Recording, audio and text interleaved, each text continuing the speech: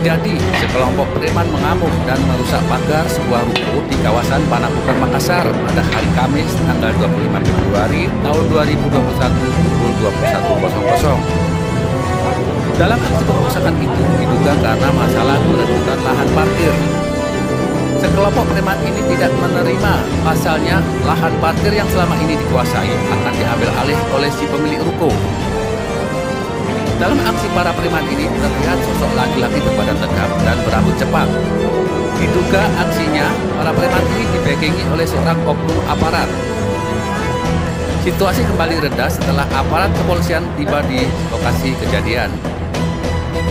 Saat ini, para pelaku pengerusakan telah diamankan oleh pihak kepolisian Panakukang guna pemeriksaan.